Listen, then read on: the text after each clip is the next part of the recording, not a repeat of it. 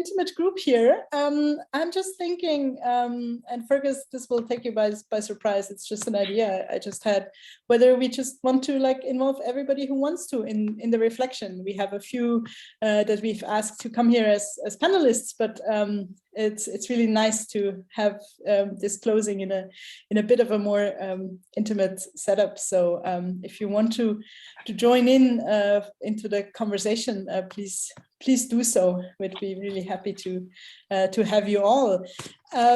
But yeah, first, I don't know if you've seen me around, probably more in the background so far. So my name is Claudia. I'm with Build Up, and I'm co-moderating this last session together with Fergus from the Berta Center. And what we had in mind is really kind of doing three things. One, reflecting back on the week. Has it been a week? It feels like two, that we have just spent together and where we reflected together.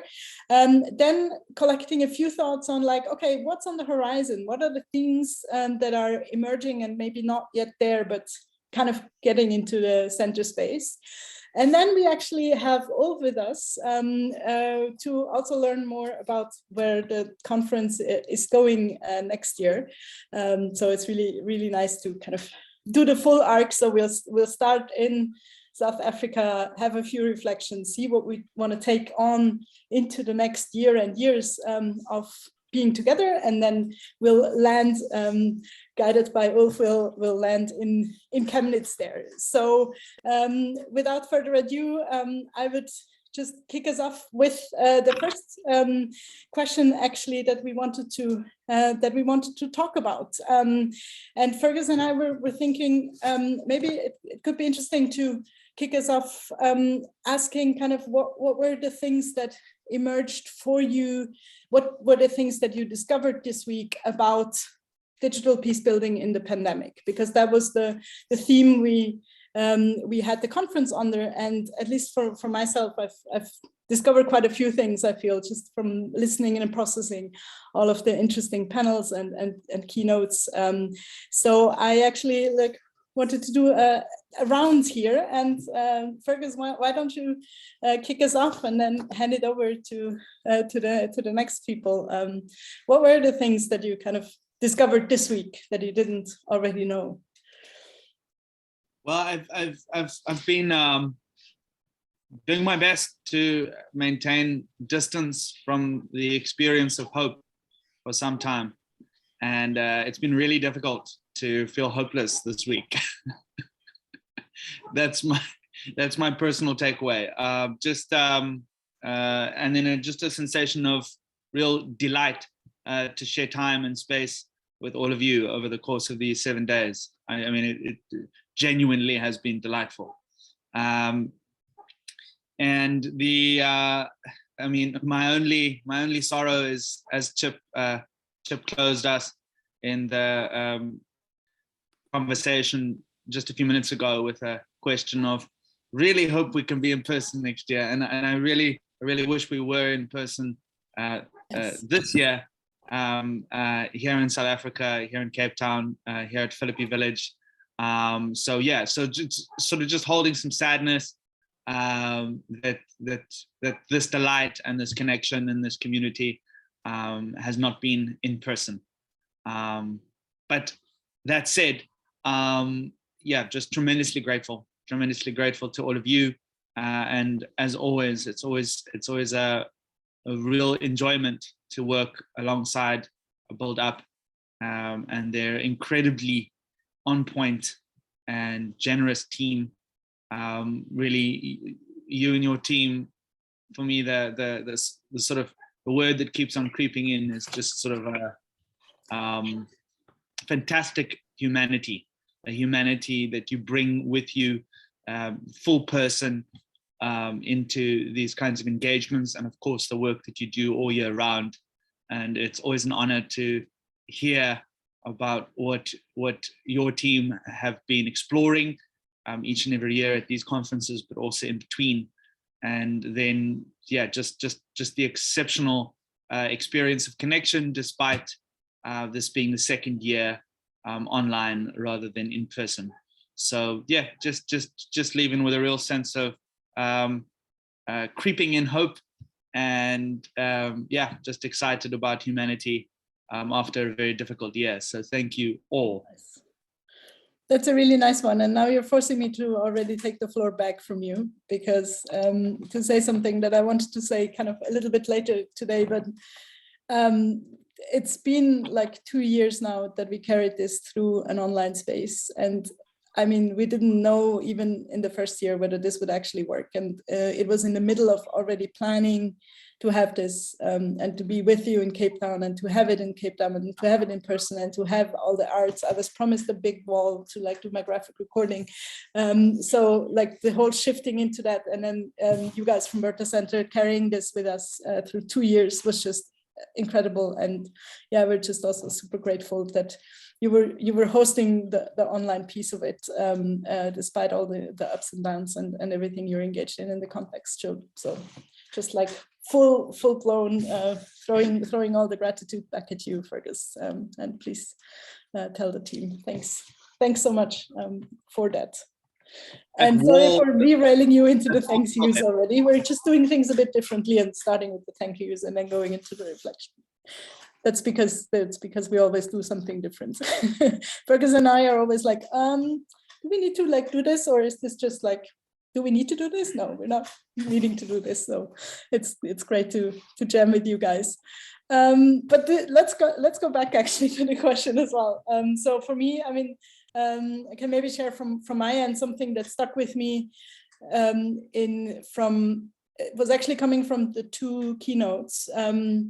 And we've had these like all these reflections about like, okay, technology, what is it doing to us? Is it just a tool, and what matters is how we used it, where we kind of started the conference? Is it tooling us, and we're kind of like actually exposed to what technology is doing to our identities and to everything else? Those who are kind of coming every year will remember those reflections we've had in the past years. And what emerged for me very clearly is a lot of clarity on how the digital and the online space interact with the offline space. And that was there were these two moments in the keynotes where the colleagues that run the cans in Cape Town were just explaining how they integrated kind of the online organizing and the offline organizing. And there was just so much depth in that, in something that felt theoretical only a month or 2 ago. And then there was the second point that I took from the conference was something that Nanjala left us with, also getting more comfortable as peace builders to be activist peace builders. Because a year ago, if someone had told me, no, you're an activist and not a peace builder, sometimes peace builders would react and say, no, we're not activists, we're peace builders. But I think there was a call in there to be activist peace builders and not just peace builders, which I took with me. But yeah, it would be interesting to hear from all of you what you kind of took from this week together. And I would ask Harriet to start us off, who is joining us from Kampala and from the Foundation for Integrated Rural Development. And the old hands of the conference will know her from a short talk she had a few years back. But handing it over to you, what did you take with you from this week? Thank you very much, Claudia, and hello everybody. It's good evening from my side. I don't know what time it is your side, but wherever you are, I hope you're okay. It's the first time I'm experiencing this digital online security learning, but also I think from the very first day, my picking was around digital security, sustainable digital security for human rights defenders. I come from a country, Uganda, and as human rights defenders, it's not a safe space for us to use technology. So for me, having this conversation was a very good space, especially as a woman human rights defender. And it's not a safe space for us as women, because most of the women do not have the skills that we need to keep ourselves safe online. So having this conversation for me was very eye-opening, and learning so much from experiences shared by different speakers on the first day of the conference. So I think for me, that's my take as a woman who is a human rights defender. How do I protect myself online? It's very, very important. And because we don't have those safe networks that we know we can tap into, so this is a space that I think for me feels safe, that you feel like you're in this space and you're learning from other people with different experiences. So that is my takeaway from this conference. And the only thing that I felt should have been talked about was the issue around the burnout. How do we manage burnout, digital burnout, in this space of the pandemic? We are all doing work online, everybody's online. But as we do this, how do we take care of ourselves? How do we take it all in and make sure that the digital space is not taking over our welfare, self-care? How do we embrace self-care? So I think that was something that I expected to be shared online, because right now there is a burnout on everybody, because everything is online. You don't know what to do. There's this and this and that and the other. Yes, how do we handle that burnout online as human rights defenders? We should not let the digital space take over our mental and emotional space, because as we're doing the work we're doing, even self-care is very, very important. So I think I expected that, but maybe that's something we can take into in the next conversation, because we know times have changed and the digital space is here maybe to stay with us. So how do we integrate it into our self-care and mental welfare? Yeah, I would stop that. I think I didn't attend all the sessions because I was struggling with the internet. And Kate, thank you very much for helping me to connect and listen into some of the sessions. So I think for me, that's my take. Thanks so much, Harriet. And you're already giving something on the, putting something on the list for the next year is wonderful. Fantastic. Yeah, thank you. Mina, do you want to follow on? Yeah, sure. I could just say something. Yeah. Yeah, so you also don't need an introduction because you've been one of the short talk speakers, but I really love the organization, that the name of the organization you work with, the Republic of Kindness, is like, okay, done. Right. Thank you. Well, thank you. Yeah, actually, I started that organization, Republic of Kindness. Yeah, so I wanted to echo, I think it was Fergus who said, you know, it was unfortunate we weren't able to be there in South Africa. I was really looking forward to it. I mean, the last one I attended was in San Diego, and there is, you know, a difference between being there in person and doing this online. And while it's convenient, it's super convenient. I don't have to, you know, even, you know, put on clothes. I mean, you know, to get dressed to go to attend is great. It's wonderful. So but there is some drawbacks, you know, of doing this completely online, and we don't get to really engage in dialogue during the coffee sessions and so on. Although we try to replicate it as much as we could. So there were a couple of things that I wrote some notes down. So I attended a couple of presentations, and there were, you know, there was a lot of complex information trying to, you know, put it into PowerPoint presentations and that sort of thing. And, you know, and Harriet said something about burnout. Yeah, you can get burned out by watching one presentation after another because there's so much information, even though, you know, it resonates, I think, with me and with probably all of us. It was just a lot to take in, and when you're at a in-person, you know, you have these little breaks in between. So that was something that I noted. I particularly like the workshop where we actually, it was experiential learning, where we facilitated dialogue. We learned how to facilitate dialogue online. I thought that was really an important skill to attain, and they did that very well. So I was glad, because that's something that I do a lot, and so I was glad to see somebody teaching that. The final thing I'll say is that I found it really difficult to navigate the system you all have set up to get on Zoom. There was like 6 or 7 steps you had to sign up with Eventbrite, then and then every time you did, they send you an email. Then you did it was like so complicated. Finally, I was just crossed my fingers and hoped I did the right thing and found the right, right place. So I think that could be, if we're to do this in the future, somehow, simplified. There should just be one. I'm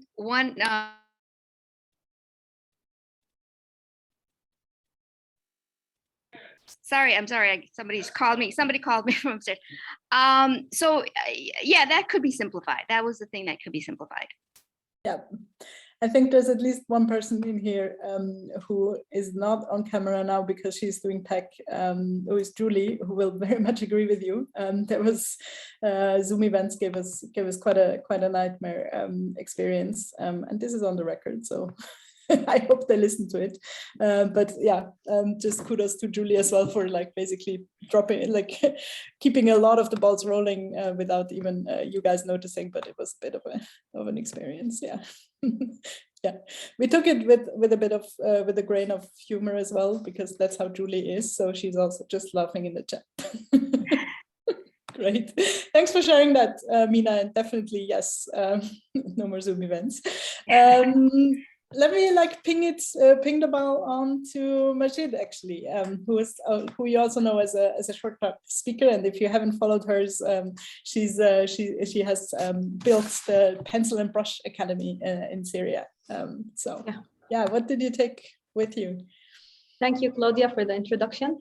Actually, joining from Syria, I was expecting that I will hear presentations or talks that are a little bit far away from the context where we live, because most of the times what we face is a little bit different than other countries, especially with the last 10 years of the conflict. But when I joined for the last 2 days with the keynotes, I think Corona is it's really a big challenge, but what was good about it, or if we want to look at it in a positive way, it made us all unite to face one challenge together. So attending all those presentations and trying to see different approaches for the same challenges and different solutions from different countries, where I was listening to problems that's really similar to the things that we are facing here due to the pandemic. So it was really inspiring to know that what a small world at the end that we live in, and how digitalization helped us all to manage to unite together to spread peace using digital tools. So yeah, this was really inspiring for me to know that. And I would have really hoped that we could have meet all together on ground, not online. I totally agree with Mina with the problem of trying to log in. I don't know, especially that we need to use proxy here in Syria to open Zoom. So it consumes extra internet to be able to join. And the process was a little bit complicated, even though we use it a lot, but I don't know why. But for me, I hope that I could have attended more sessions, and I'm really, really proud to be here with you. Thank you so much. How do people feel? Is there anyone who still has something burning that they want to share about kind of this week before we move into the kind of what have we not talked about question? Melissa? Yeah. So this is, while I've known about Build Up for years, this is actually the first time I've been able to attend, and so the digital is my entry point to this community that I've admired for a long time. And so just as a first-time conference attender, I'm just so impressed with the work that everybody's doing. I think I really appreciated learning in a very hands-on way about some of the tools that we've developed as a community around social media listening and different ways of gathering data and frameworks that have been developed. I just to hear the different ones in 1 week has been so helpful, because it helps us to understand sort of the themes we've arrived at collectively in different environments around the world. And then just kind of echoing what Fergus said around fantastic humanity. as a person who's in a startup environment right now, I've been really isolated because I don't have like close teammates I work with. And I'm more used to working on the programmatic side of things where I have colleagues and we're building something together or managing something together. So I've been really isolated, but I've been engaged in this very high level UN space, multilateral engagement, private sector stuff, and then also working with my neighbors in community and mutual aid. And it's been really validating for me personally to be in community with other folks who are working in the world in multiple ways and who understand what it means to bring their whole selves into what we do. And I really I just am so grateful to have a chance to connect with others who are who just show up authentically with all parts of themselves, and we can welcome that in this space. And so I think on one of the themes I'm coming away with that I think this conference, and in the design of it, which I know Zoom can be difficult, but I actually found it easy to engage since it was spread out over a week and it was only in Zoom. It wasn't like 3 different platforms we had to visit. There was time for like intimate conversation and for reflection. And for me, that was a testament to like, we're practicing the values that we're trying to put into our programs. I know a number of people have mentioned reflection, and I think building reflection space in all the ways in our programs and in our activities, that's something that I'm coming away with as just a really important learning lesson, and seeing the different ways that we're all getting there and taking that into account. So thank you. Thanks, Melissa. And it's always nice to hear first timers and the kind of spirit transcended. It's always nice to hear feedback on that.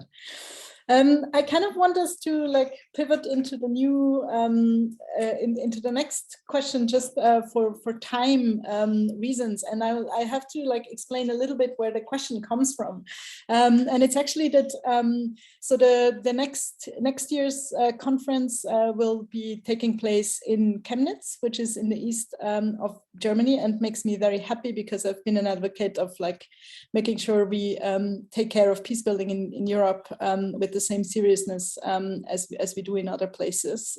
So it's really great to kind of bring the conference here as well. And the theme, the overarching theme that we have already set for the conference is exploring the unseen.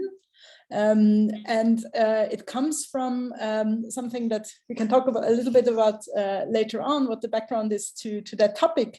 But it feels really fitting because also in some of the conversations I picked up this like, oh, there might be like people we've missed out on. So it seems very fitting to talk about this as kind of the next step in our reflections around digital conflict and the use of the digital space for peace building. So the question we wanted to kind of jump off for the next round of reflections would be to ask you kind of what were the new things emerging on the horizon, and what was maybe the unseen this time around? What did we not talk about, and what needs attention in next conferences? So I put it into the chat for everybody to reflect, but wanted to see like whether Jenna wants to jump us off on that question. You're making me start with the hard question. Well, I mean, I can just share what kind of comes up with for me with that question.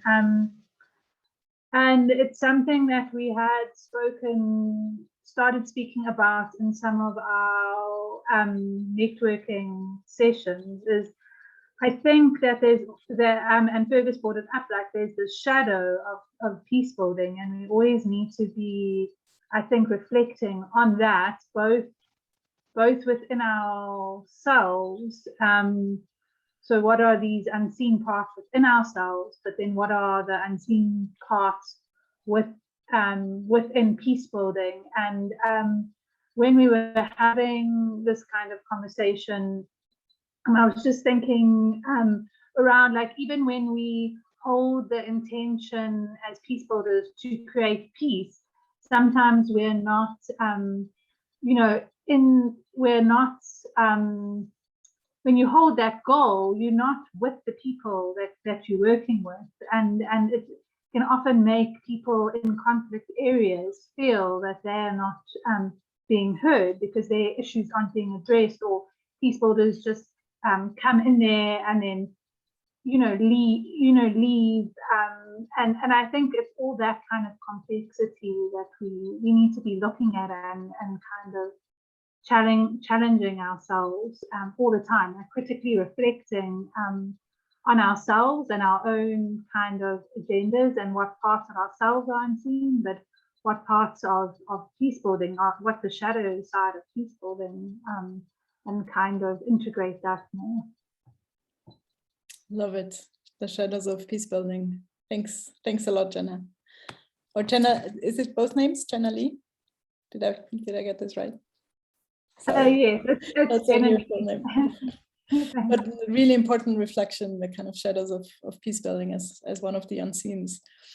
Who else would like to come in on this question, and kind of inviting the people who haven't shared yet to come first, but also if you have something burning, please come in as well. I don't know, Marion, Carol, Althea, who just joined us, Chip, Kate, Caleb. Claudia, can I just add something? Because Yeah, as I told you earlier, I have to hop off soon. So I wanted to just get one thought in and before I leave. And yes. then I do feel that there were great workshops and great talks, but I would like to see more talks about our own behavior, because as I told you, I run the Republic of Kindness, and how not just that what we do is important, but how we do it. So if we're going to talk about peace building, we should be sort of incorporating that into our talks. So how we move through our talks, I'm not sure if I'm saying this right, but just that we need to model that behavior, model that way of being in these talks. And so oftentimes I work for a lot of nonprofits, and we do great stuff. We work with, homeless and this and that, but sometimes we're not always kind to each other, which is the reason why I started the Republic of Kindness. So it's important. So I feel that as peace builders and peace activists, that we need to sort of figure out a way where we're not just about advancing just the idea of peace, but actually practicing that. And that's it. Fantastic. Just tough one to follow, Harriet. what just to add on what she said, I think also the spirit around how do we build each other as peace builders. We're in different spaces and we have different experiences and capacities. How do we build each other in the spaces we are working in? Right now, we know there's a lot of funding out there, but how do we create a network of peace builders globally, for example? Everybody's struggling for the basket, then how do we make sure we all hold each other's hand into that space? The work the Build Up is doing, the work that we're all doing is very important, but we also know everything has gone digital, so how do we support each other? The spirit of support, I think for me, is something that is also very, very important, because you can find, for example, Melissa or Julie, I don't know wherever you are, or Mina, I don't know where you are, and then somebody in another space is also, struggling as a peace builder. How do we support each other vis-a-vis the work we're doing? It's very, very important. I think there was somebody from Sudan who was sharing their experiences as well. I missed it and I just missed it. I had a little bit, but then the network was not very, very stable. How do we build that network whereby if I'm in Uganda and somebody's in Sudan, somebody's Afghanistan, or wherever you are as a peace builder, how do we build that I don't want to use sisterhood because they're my brothers here, but how do we how do we build that network of peace builders? Like, I don't know, rekindle, revamp it. We know peace building has been the story that everybody's talking about. I'm a peace builder. I think someone has shared about differentiating between an activist and I don't remember the other word, activist and a peace builder. I think these are just terminologies that we use to just say I am a peace builder, I'm an activist, but they all mean the same because we're all doing the same work to create peace, to advance sustainable peace, to advance communities that people are peaceful. So it's just how do we remove the naming and just embrace it in a way that it is just a space that we feel we're together in this. The other bit probably I would think about, I don't know if it makes sense, how do we use language in peace building? I think that is something that has right now, you find that how as peace builders, how do we use language? And I think Mina talked about it as ourselves, how do we use that language? How do we behave with the language we use in peace building? I think that is something that we could also reflect on and see how that plays into peace building work. Yeah. Thanks, Harriet. would love to just give a round of applause to everything Harriet just said. I really agree with you, Harriet, and feel that the way we use language matters.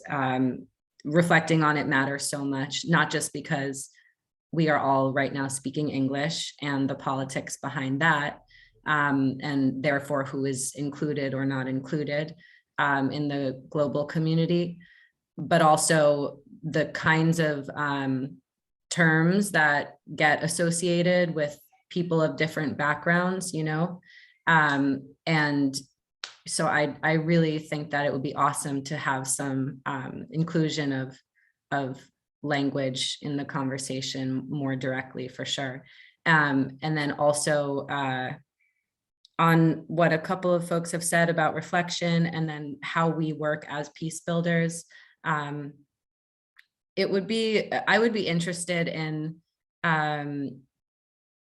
creating space in the conferences to share not just what we've created that's worked, but what we've done or how we've gone about doing something that didn't work and the problems that it caused, the conflicts that it raised.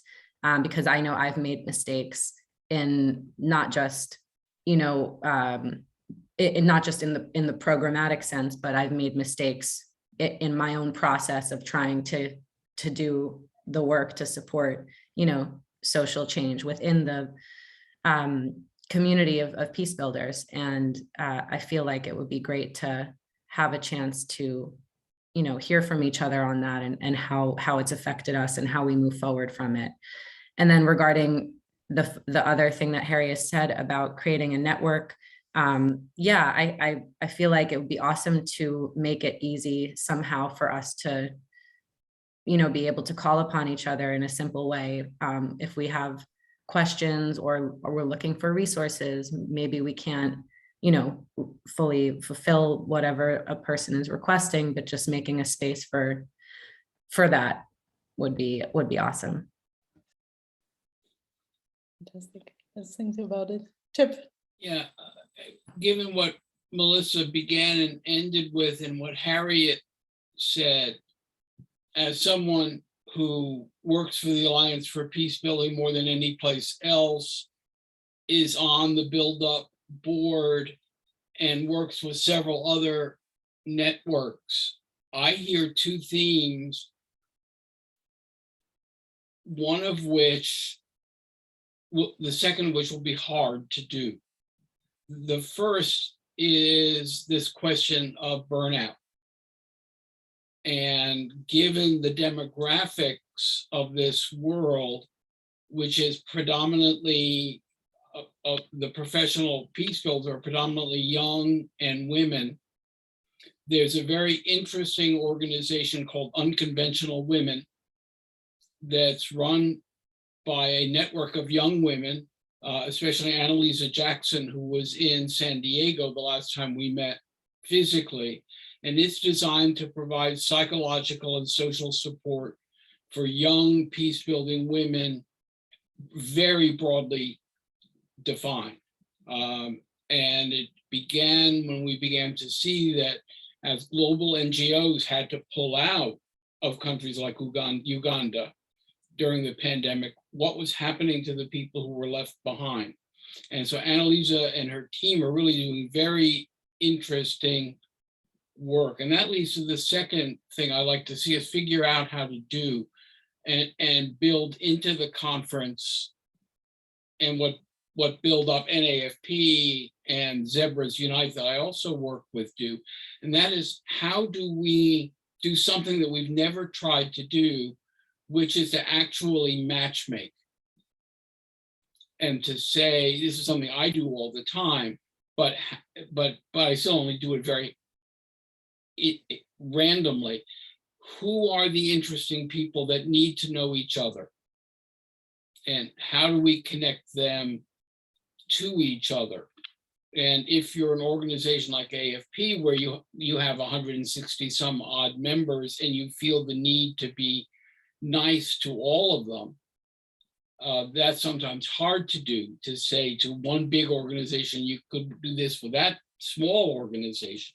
But certainly for Build Up and the other groups I work with, we could do that more explicitly. And maybe that's something I can take on as, you know, the board goes forward, because what can we do?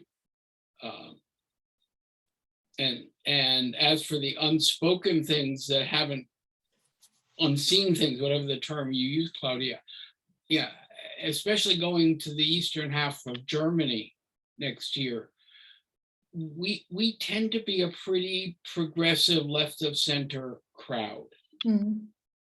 How do we, especially as we moved into a country like Germany, how do we speak not necessarily to the AfD, to the explicitly neo-Nazi racist movement, but how do we speak to the kinds of people who don't necessarily flock to the organizations that we are a part of? And I think figuring out, you know, how to blend that into being in the former East Germany would be really interesting. And for those of you who don't know, and many of you who do know me, I'm a European political scientist by training. So this is fun, a fun opportunity.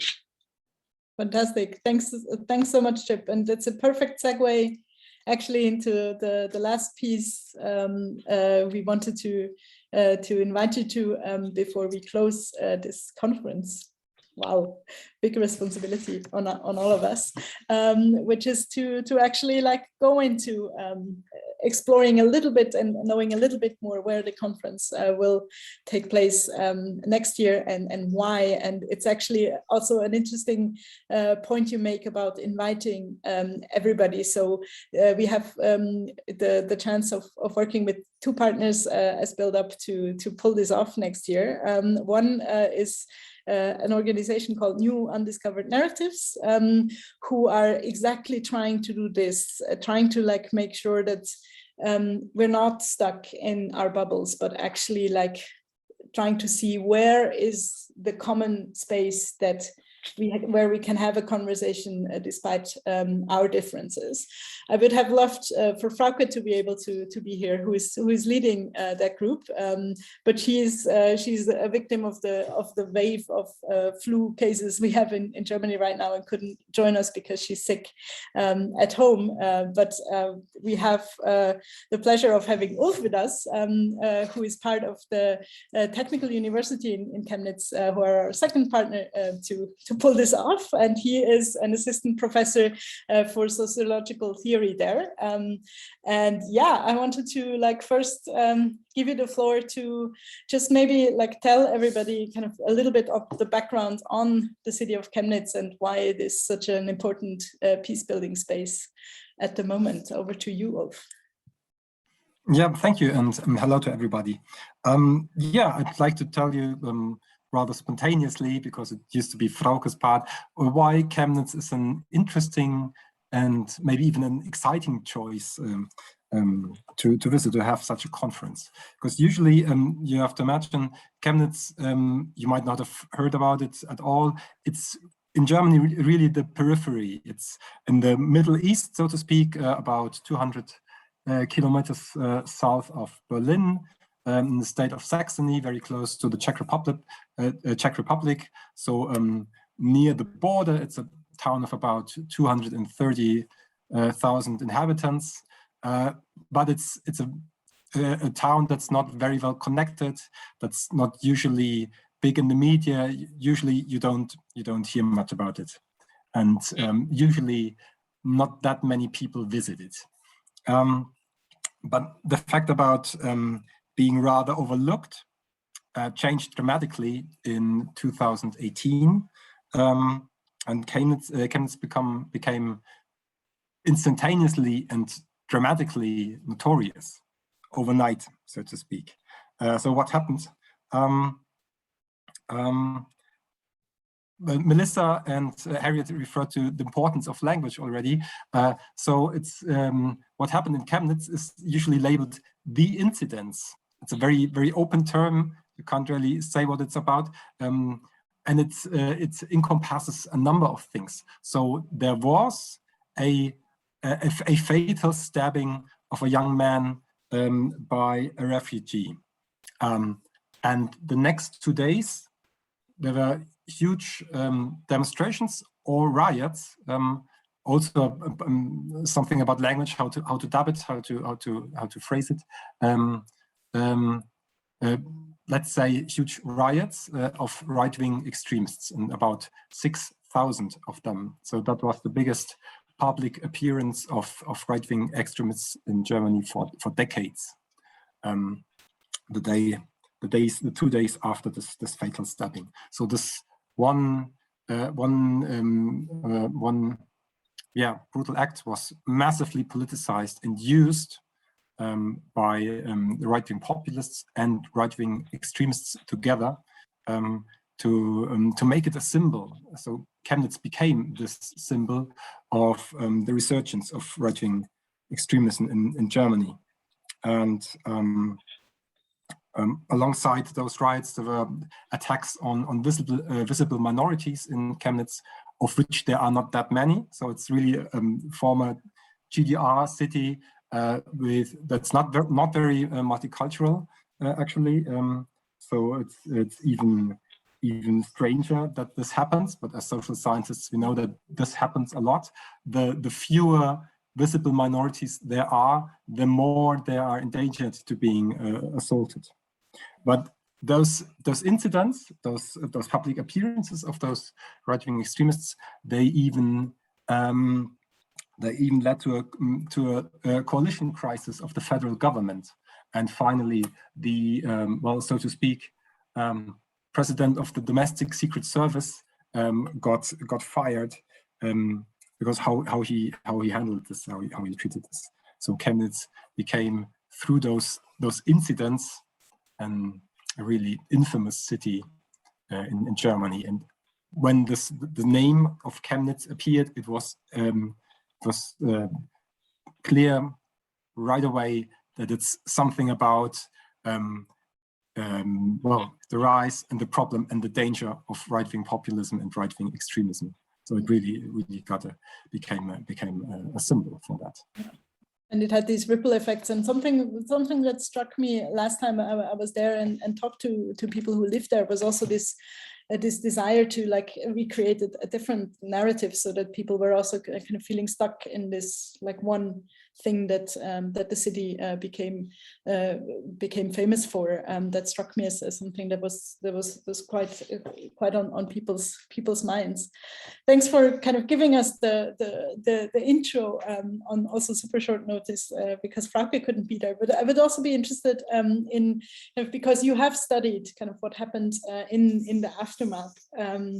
It would be great to hear a little bit from kind of how your interpretation then from an academic side, what you found there and what you would like to share with the people who will hopefully all come next year. Yeah. Yes, as social scientists, we felt it's our responsibility, our duty to take a closer look at that, because it really was a surprise for many people. How can that happen kind of overnight? That there's such a strong public appearance of right-wing extremists. And we can't really explain exactly why that happened, but we could take a look at it. What happened in the aftermath, as Claudia said, what was happening in the city, because it was not a one-time incident or something that's really a short phase, but it was followed up by a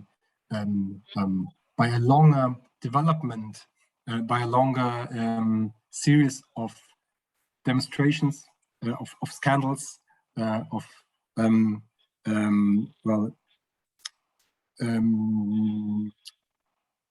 right-wingers trying to use this opportunity to show their strength, and on the other hand, the democratic forces to try to have something against that. So let me get a bit when I'm talking about this conflict, because that's what we are all interested in, this conflict and how to handle conflicts. And let me get a little social sciencey for a moment. So we have very different conflict dynamics here at play. So on the one hand, we had a very strong dialectic. So there were those right-wing extremists, and there were very strong counter movements. So a few days after those right-wing riots, there was a big concert to show that, well, it has a motto that was "We are more." So to show that Chemnitz and Germany itself is not dominated by Nazis and right-wing extremists. And for this concert, there was a really huge turnout, about 65,000 people in the public sphere in Chemnitz, protesting against those riots, protesting against this resurgence. But there were many events that followed that, many demonstrations and many other incidents. So it was really a dialectic in the sense that the more the one side did, the more it was motivating the other side. So you had a kind of a spiral, an escalation spiral, showing a strong polarization on both sides. But that's the one kind of conflict resolution, conflict type, and you might think about how to resolve that. But there was a very different other kind I'd like to tell you about quickly, because we were interested in, so to speak, the normal life beside those demonstrations. So what happened really in the city? What happened in the public sphere at places that you wouldn't really suppose that are political? So we went to many places, including the football stadium. Football stadium, usually not a place where you would assume that it's really political and that it's about right-wing riots or so. But we were really diligent in taking a look at many sites.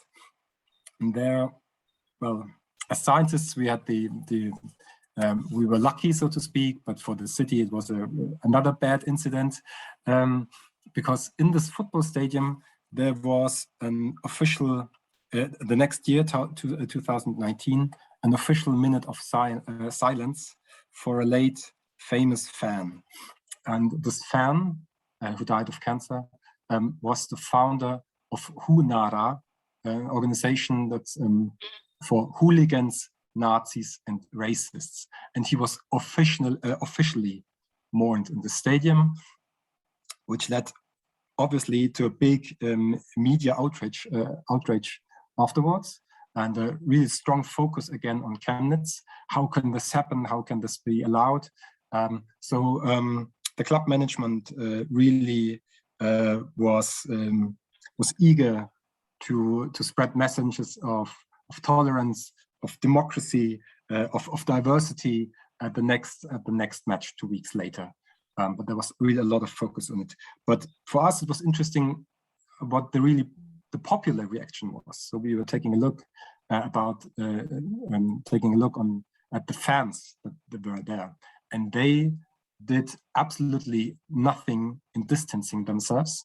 But they also didn't show a support and say, yeah, we are all hooligans, Nazis, racists.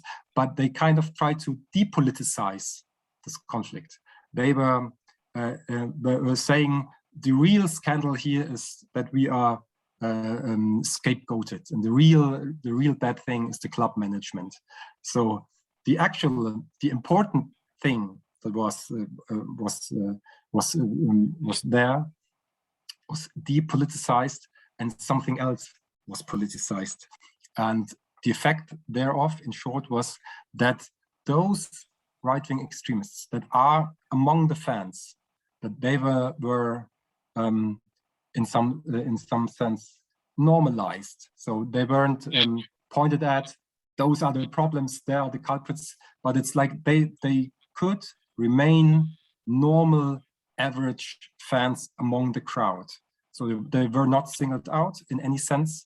There was no popular showing of, we don't want that, but they remained normal fans, so to speak. So in short, we have those two kind of conflict mechanisms of a dialectic on the one hand and this normalization on the other hand, simultaneously. Yeah. So interesting. Thanks so much for sharing that, and it's giving us a lot of jump-off points as well for themes to look into, because the normalization part is certainly something that also speaks to a lot of other people in other contexts. Thanks so much for that intro, and it was also a good reminder, and especially mindful as well of the audience here and those who might watch this closing, that we also are very mindful in planning, that we make sure that this is the conference and coming to Chemnitz is a safe space for anyone, even if they might be read as someone who doesn't belong there by certain people who have an agenda. So we're mindfully thinking about that as well. I'm a bit looking at the watch, and we want to keep like 2 or 3 minutes to close us off as well. But just wanted to hand it back to you, Ulf, maybe for 2 or 3 sentences of like the overall context of the Build Peace Conference, because it is a part of kind of a broader, I think, movement now as well to kind of reclaim and change the city and its surroundings. So it would be great to just have a 1 minute kind of 2-sentence intro from you on that broader context before we move to closing. Yes, just a few sentences indeed. Well, the process of what we are going to do in this conference will be bottom up, so it's not from us to decide, but we are really going to those who are activists, local activists, and they will decide very soon. We'll come together and talk about what's the right thing to do. But it's really kind of obvious. I hope that I could kind of transport that Chemnitz is a special place to develop something to resolve conflict, to build peace, and it will have further attention, because you might have heard Chemnitz has been awarded the European Capital of Culture for 2025. So there will be a lot of focus on it, and it will undergo a huge transformation. And the interesting part about this, Chemnitz was not awarded this because it's the most beautiful city on earth. It's really not. But it was awarded this because the European jury thought that it's really needed to have a model to deal with broad resonance sphere of right-wing extremism.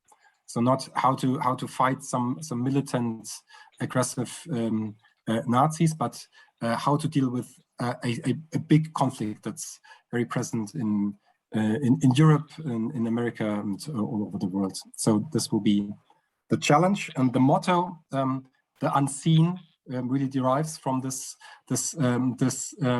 application to the European Capital of Culture, because the motto of this application is "See the Unseen." So a see for Chemnitz and see the unseen that's yeah, what's what people there try to do, and what we all might we'll have explore a 2 years. strong contribution to. 2 years before that. Thanks so much all for walking us through that. I would hand back to Fergus now to basically close us off for good for this year. Sure thing. So, sort of echoing the thoughts coming from, I think it was Harriet and Mina who's left us now, just around how we do the work and how we connect to one another and how we support one another. I thought we could close on a personal note and perhaps just use it as an opportunity to hand the talking stick around and just leave us all with a one-liner about what you are sitting with in your experience right now. So what is your experience as we bring this week to a close? And so I'm going to hand over to Kate and ask if you can kick us off. Just sharing your experience at its most basic and human level. And I thought that might be a fitting way to close. Cool. Thank you. I think I keep sitting with what Pamela and Kinsey had said around like the principled decision around when we saw something or when we say something that we're going to do, we do it. Because I think that I've been holding the last year in the US that part of being and seeing sort of people in overwhelmed is moving people to a sense of sort of complacency or sort of overwhelmed. And I think really sort of finding where the actions that we can engage in is something that I keep asking myself. So that's what I'm sitting with.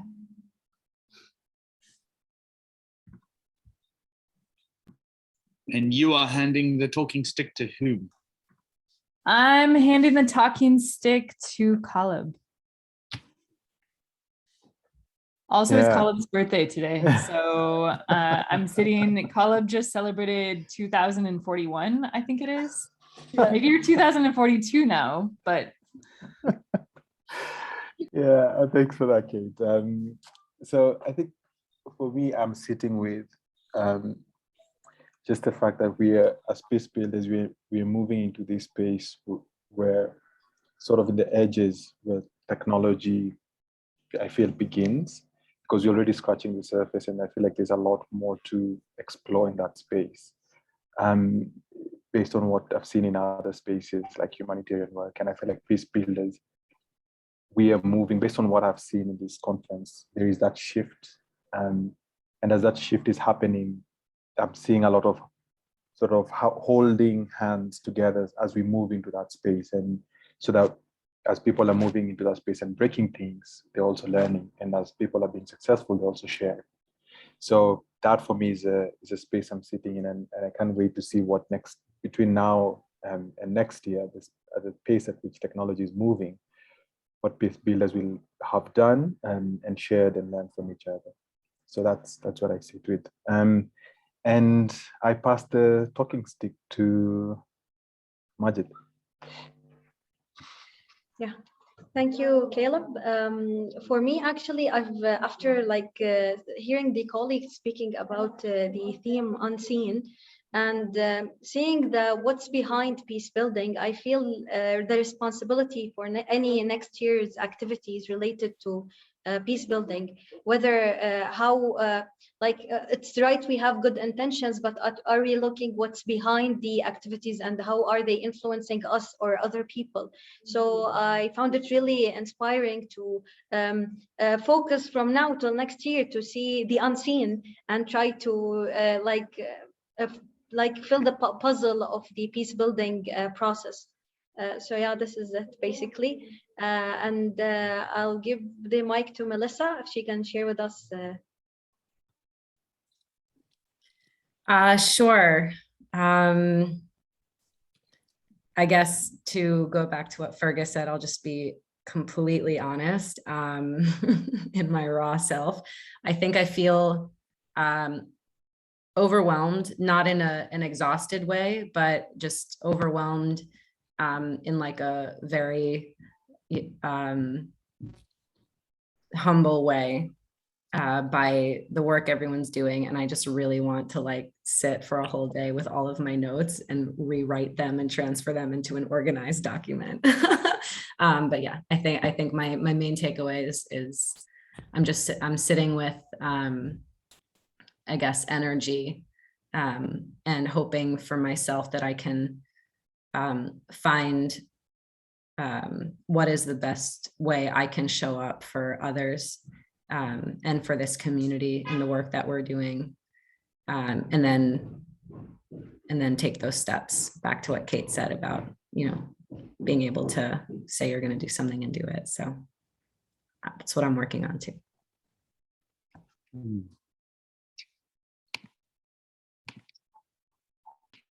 Passing it to, did Marin go?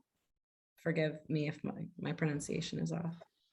No worries, no worries. Yeah, so I am super new to this sort of world. I kind of just started in a very entry-level position a month ago. So this week has been very insightful and learning a lot about, especially as we sort of move out of COVID, fingers crossed, but how we can continue in these digital spaces and take advantage of these tools that we've learned in a way that brings access to more and more people. Oh gosh, who do I pass it to? Carol? Thanks, Marin. So I think I'm sitting with gratitude for being here and to unplug a little bit from day-to-day work and activities to hear and learn from others and reflect on, I guess, new insights for my own piecework. So thank you for providing this space for us to join together. I will pass it to Jenna Lee. Thanks, Carol, and it's nice to see you again after last year's Gold Up. So yeah, I think I'm sitting with reflection. So reflection on myself and peace building, but also with connection, and around that also this like longing to also hear not only about the work that peace builders are doing, but also about the kind of lived experiences and stories. I was quite moved by what you said, sorry if I'm mispronouncing your name, but about that you were grateful to be here and have stuff that was relevant to the context you're working in, because often that's not the case, and would really love to have more of that connection where we actually hear more about the really lived experiences of other peace builders and the context that they're working in, and have that kind of brought into things more. So kind of that deeper connection.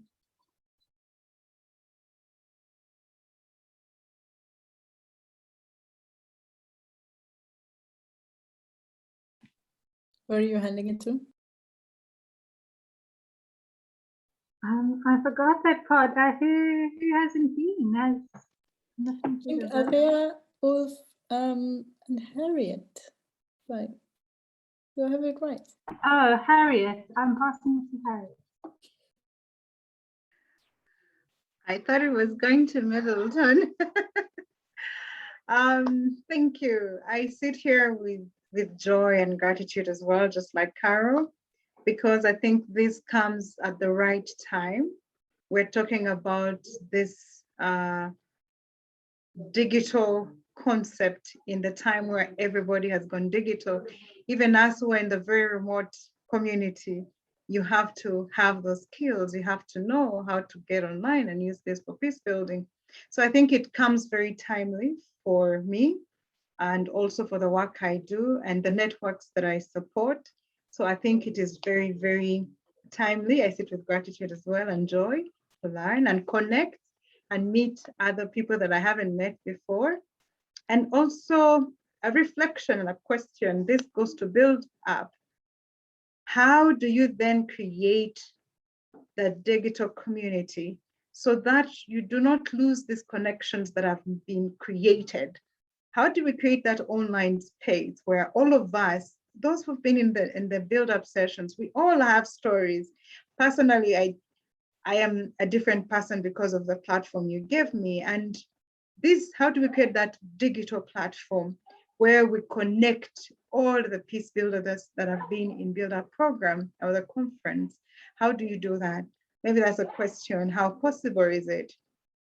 So that on that space, on that community, we continue this spirit of connecting, of sharing, learning and unlearning, because I know that would be the safest space. Vis-a-vis the fact that we're in different spaces, but that space can bring us back together, and not just when it is the summit time, but we have that space where we talk, where we share, where we feel safe. So that goes back to build up. How do you create that so we don't lose our connection?